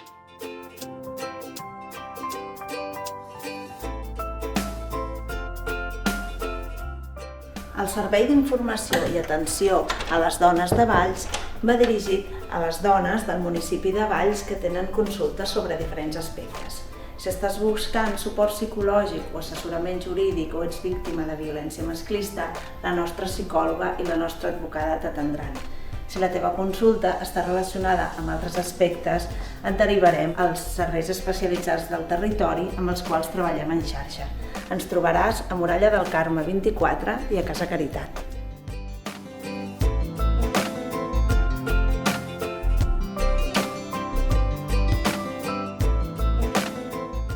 Som al punt ICD Obert. Aquí el que treballem és tot el tema del dret de les dones. La intenció és que pugueu vindre per qualsevol consulta o tema que vulgueu obtenir en els vostres drets. Qui trobareu aquí? Una psicòloga i una advocada que us puguin donar resposta a qualsevol tema. A més, treballem amb les entitats de dones o qualsevol altra entitat que vulgui treballar tot el tema d'igualtat entre els homes i les dones. A més, també coordinem amb tots els SIADs del Camp de Tarragona. Benvingudes.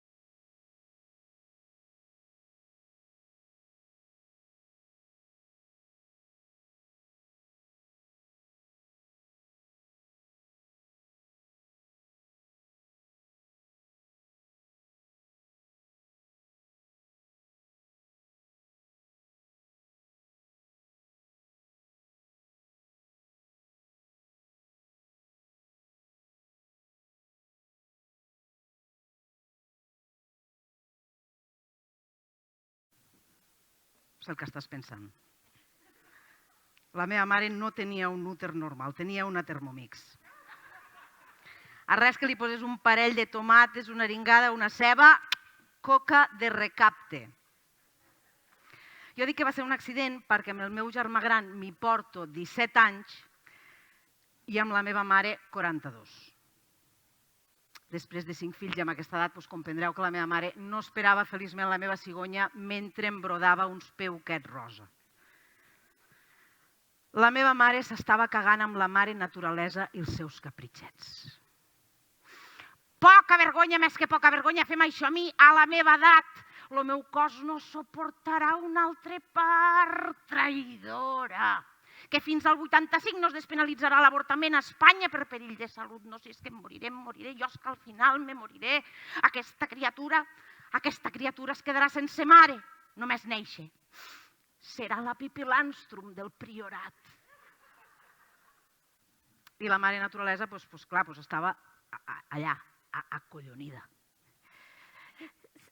Senyora Rosa, que així es diu la meva mare, tranquil·litzis. Mira, no em vull tranquil·litzar. Disculpi'm, senyora Rosa, li havia de donar el botó de menopàusia. I li he donat el d'ovulació. Mira, vés a pastafang, quan s'inventin les toallites húmedes, les tiraré el vàter de 3 en 3 només que per fotre't. En fi, tu. Els meus pares em van fabricar un mes de novembre. Jo tinc 2 hipòtesis sobre el meu engendrament. La primera és que em van fer per Tots Sants. Pels difunts, Quin horror. Jo és que em solia imaginar els meus pares junts, saps? Allò, en plan eròtic, saps? Allí acalorats, mirant-se amb desig, sentint la passió, netejant el nínxol de mon avi. Llançant les flors seques, traient la pols amb el pinzell, deixant ben lluent el marbre blanc. Que la meva mare tenia les bones. Clar, després van arribar a casa, tu amb lo rusc enfurismat, això que se'ls escapen les abelles, l'alien amb el pol·len i pa! Jo, addicte al propòlio i a la parafarmàcia. Hi ha més propolistes per aquí, no? Jo és que vaig créixer amb la idea que la meva mare es moriria aviat. La meva mare em repetia constantment el mateix mantra. Filla, em moriré aviat. Ai, filla, que em moriré aviat. Filla, em moriré aviat. Als 10 anys ja tenia preparada la roba per anar al seu enterro. Jo res que la veigués esternudar ja patia. Ara se'm mori, pensava. Després van passar els anys i ella va canviar el mantra. Talla't el cervell que no se't veuen els ulls, no surtis sense sostens que et caurà el pit, pinta't una mica però no et passis, dic que no t'havies de morir aviat, mare. Em mirava fixament, negant amb el cap tota l'estona. Us en recordeu dels gossos aquells decoratius que es ficaven abans al darrere del cotxe, allò tan feo? Doncs ella al revés.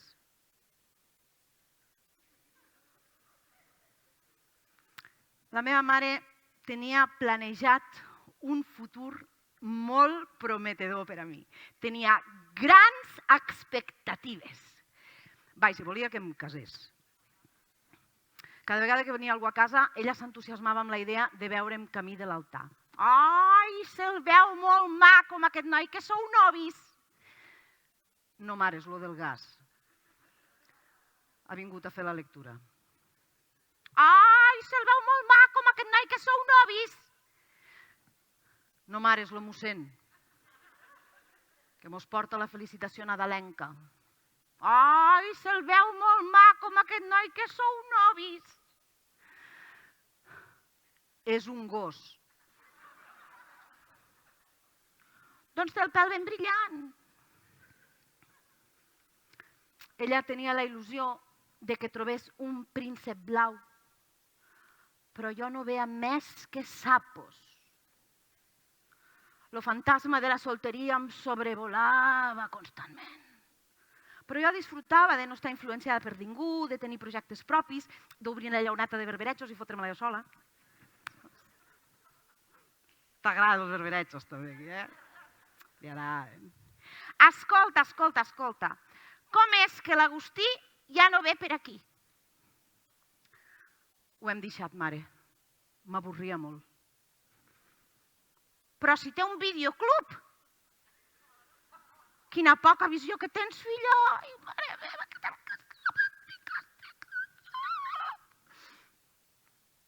I com és que l'Antoni ja no ve per aquí? Ho hem deixat, mare. Me va posar les banyes. Pobre noi. Has de ser més carinyosa. Ai, mare meva.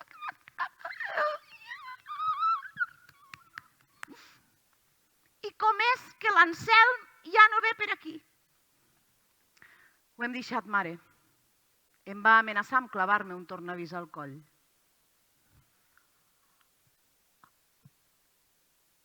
Era d'Estrella? No me'n recordo pas. Mira aquests tiquismiquis, Mira aquests tiquismiquis. Si portava corbata i tot amb el que m'agraden a mi els homes amb corbata. I filla.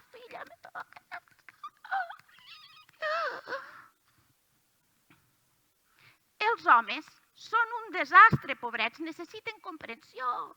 Si és que no són res sense una dona al costat que els cuidi i els guiï. A res que siguem una miqueta carinyoses, en podem fer allò que vulguem d'ells.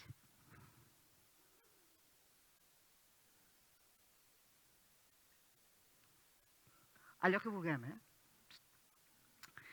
Això m'ho deia mentre picava el fang de les botes del meu pare al balcó. Dic-ho així, mare, sí, imita-la. Ja se li veu, ja que és un no parar de diversió, tu. Mira-la. De crucero en crucero, Com la Presley, a Puerto Banús. Ai, la pobra. La meva mare sempre em deia que una dona de veritat ha de ser femenina, carinyosa, disponible, generosa, guapa, neta, mare. He fracassat amb tot. Amb tot. Un dels assoliments feministes més importants per mi, ha estat el poder decidir embaràs sí o embaràs no. Però tot i així, ens segueixen donant la llauna amb el rellotge biològic i els seus ritmes, i és molt cansat. Mireu, per a fer-ho bé, has de ser mare abans dels 30. Això és l'ideal i denota un gran sentit comú. Mai has de ser mare abans dels 20, perquè això és massa aviat i massa puta. No, a veure, podríem intentar allargar-ho com a màxim fins als 35, però no més. Només perquè això està caducant. L'arròs es passa. La figa s'asseca. Saps? I a ningú li agrada haver de posar fertilitzant a la papaya. Total, que ens deixen més o menys tu amb uns 10 anys per a decidir. Saps? Que entre que acabes la carrera, deixes el nòvio de tota la vida, tornes boja i vis amb els australians, busques una altra feina que t'agrada dinàmica i trobes un altre nòvio valorable com a semental, tu t'has passat dels 35 i no te n'has enterat. És el teu cas?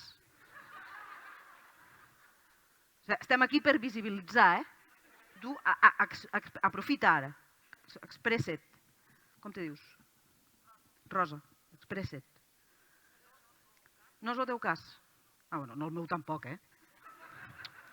No, el meu res. Jo ansiava arribar als 35, saps? Jo pensava, als 35 ja em deixen en pau, els 35 ja no em vindran més amb el rellotge biològic, als 35 ja em treuen del bombo i no vaig per a bingo. Doncs res. N'he fet 45 i allí s'estan tu. I és que encara no prens la decisió, és que encara no t'estàs perdent tota l'experiència més important de la teva vida, que és que això ets un egoista, que voleu callar. Hòstia. Saps? Com si en la vida una ho pogués decidir tot. Mireu, jo no entenc a les dones a les que el rellotge biològic los hi va a ritme de sardana.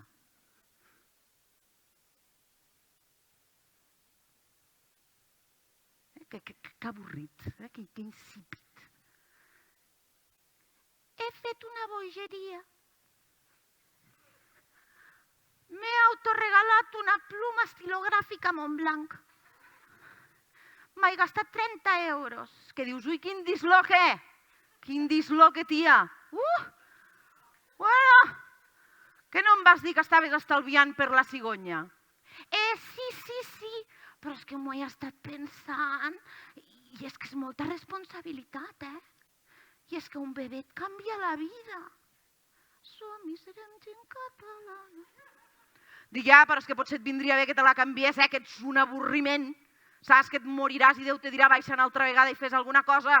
Saps? Prova alguna droga, coleta al metro, vota Vox. Saps? No, de veritat, o sigui, una miqueta de moviment descontrolat va bé. Saps?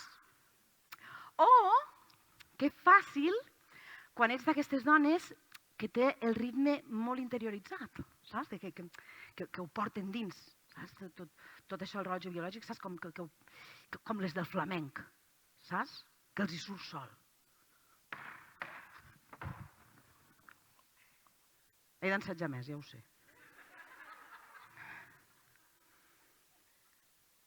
Yo es que siempre he tenido muy claro lo que quiero y el cómo y el cuándo y el con quién lo quiero. ¡Oasa!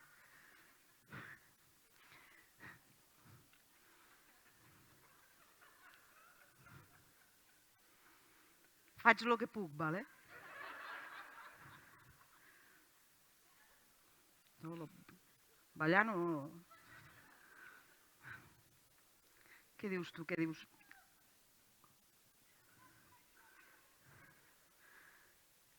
Què dius? Ole tu. Ole jo. Jo la veritat és que no puc planejar ni fer macarrons per a demà. Saps? Quan no em falta la tomata, m'he oblidat de treure la carn picada del congelador i així tot el rato. Tot me falla. Per què? Salut. Per què? Ajuda'm una mica, vull dir, fas cara de dona amb experiència. Com no ho saps? I què fas? Clar, perquè tu tens més coses a la nevera. Tu tens més coses a la nevera, jo no, jo tinc només la carn picada, la foto al microones, després me surt allò marrón. Allò que fot fàstic de dins. A tu també.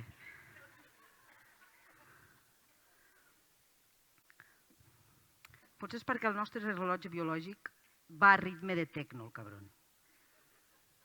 Saps? Viu amb una rave constant. No sap si és de dia o de nit, no sap si vol fer submarinisme o teatre, no sap si vol viure aquí o a Mozambique. I clar, l'obrot no pot arrelar amb aquestes condicions. Que a veure, que jo encara no he donat res per perdut, Mai he dit ni sí ni no, a la meva edat. Quina vergonya. Però a veure, que jo prefereixo això a la famosa hasta que la muerte nos separe. Saps què dius? Vete antes, Mari Carmen. Vete antes, no et cal aguantar l'andròmina aquesta, saps? No, que estos tardan en morir-se, En fi, la meva amiga Natàlia em jutja constantment per les meves decisions i no hi ha manera d'encertar. Si una es vol dedicar a la família, a la casa i als fills, està malgastant la seva vida. Si no vull tenir parella, me diu que sóc una amargada per voler estar sola. I si, amb parella o sense parella, no vull tenir fills, llavors em diu que ho lamentaré profundament quan em quedi sola, vella i impedida. Que és que igual he de canviar d'amiga, no? No. Jo no vull ser una dona de veritat, saps? No vull ser. Si és que ser una dona de veritat és massa. Massa, has de complir un munt d'expectatives, tu. Has de trobar l'home perfecte per tenir fills perfectes i una vida professional perfecta, ser tendre però forta, amb temps per fer magdalenes, però amb un cos d'infart, has de cuidar la teva alimentació, poder ser amb aliments ecològics, biològics i de corral, salvar animals abandonats, llegir llibres i ser sexualment activa, clar. Però ni parlar de sexe anal, que això és fastigós, cap heterosexual ho practica, en fi. Que és igual, saps? És igual si ho vull ser o no ho vull ser. Ser una dona de veritat implica ser mare. I com que no ho soc, doncs res, ja està, ja podeu marxar. Adéu. Adéu. No, de veritat, jo ja estic... No em mireu així com si ara vingués lo bo, Ja està, no sé, podem parlar d'una altra cosa, d'aquí de Falset. Com ha anat el Covid?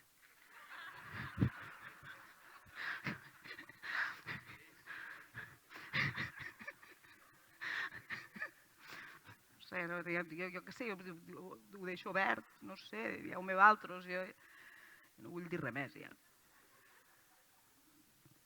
Ai, mira, que ella aprofita per marxar, s'ho ha cregut. Adéu, fill, no passa res, tira. Ai, no. Com que jo li he dit que ja havia acabat, saps? Dius, és que marxi. Ai, tira amunt, no marxa. No marxa. Ara ha marxat. Bé, adéu. No res, tu. Hi ha mares aquí? A veure, que aixequin la mà les mares. Hòstia, collons. Hòstia, tu. No sé si dir el que volia dir. Com esteu? Com ho porteu? Molt bé, diu una. Molt bé, diu. Sí, molt bé. Molt bé. Hi ha alguna mare que vulgui dir la veritat? Hi ha alguna mare que tingui ganes de dir... Mare meva, tu. Vull dir que m'és igual, Vull dir que sapigueu que jo últimament me trobo molta mare penedida,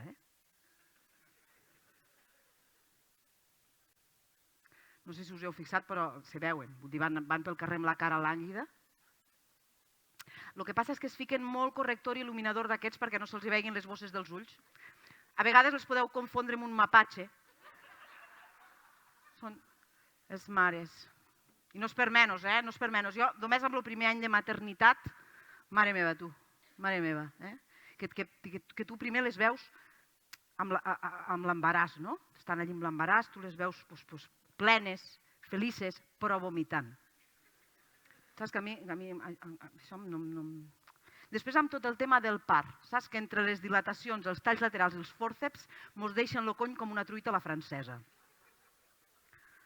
Les de sanitat, això ho sabeu, queda una cosa rara. I després tot lo del postpart, caminen com si fossin astronautes.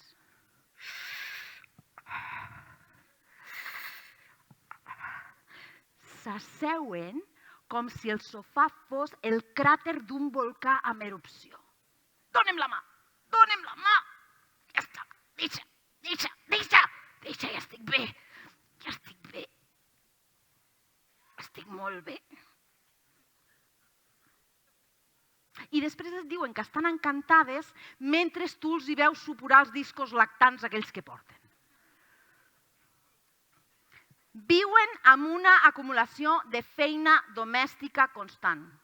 Muntanyes de plats per fregar, muntanya de roba per plegar, muntanyes de bolquers per llançar, que tu entres al menjador i no saps si posat a plorar o a esquiar.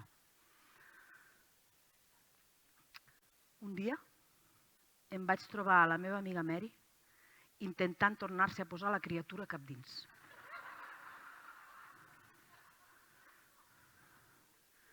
Dic, però què cony fas, Mary? Que se'n vagi per on ha vingut!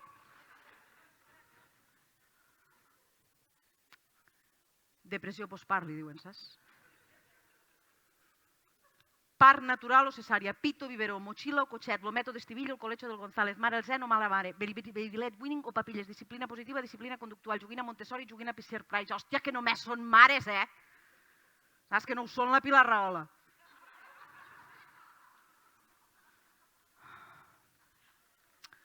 Després ja sembla que millor, eh? Ja sembla que millor. El brot germinat va creixent. Cada vegada s'assembla més a tu. Mira, som igualetes. Fa patarrufes. Caga. I ja, quan ho tenim tot més per la mà, que ens hem acostumat, que ja estem més relaxades, que ens hem fet la idea de tot el que ve, a la guarderia, que s'ha de treballar, que has de tornar a la normalitat. A quina normalitat? No, a veure, a què es refereixen quan parlen de recuperar la normalitat? Haver de riure muntant a Lady perquè si no la liem? No, és que ja no hi haurà més normalitat. Ja no hi haurà més sopars fora, ni lectures de llibres, ni orgasmes amb decibels. Ja no. A més, quan una vol tenir una criatura és perquè vol canviar la seva normalitat, vol canviar el gin tònic pel dalsi. I no hi vol tornar. No hi vol tornar. Bueno, no hi vol tornar. Tret que sigui una mare penedida. Que aquestes sí que volen tornar. A veure, al principi no, eh? Al principi elles estan felices, com les demés mares, saps? Amb el seu brot germinat, que és més maco que cap, saps? I van rumiant la idea de que podria convertir-se en un roure altiu i donar molts fruits.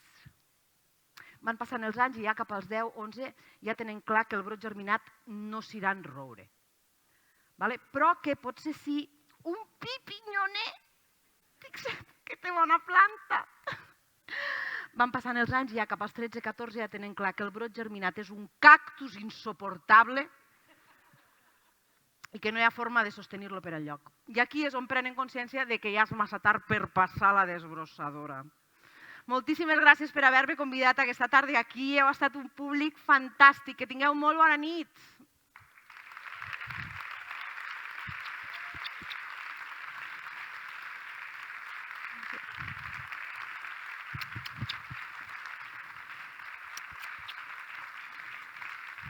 Ja és tot. Que heu de fer alguna cosa ara? Us presento i ja està? Doncs bueno, adeu. Adeu, adeu. Tireu. Està, eh? Ara sí. Aixequeu.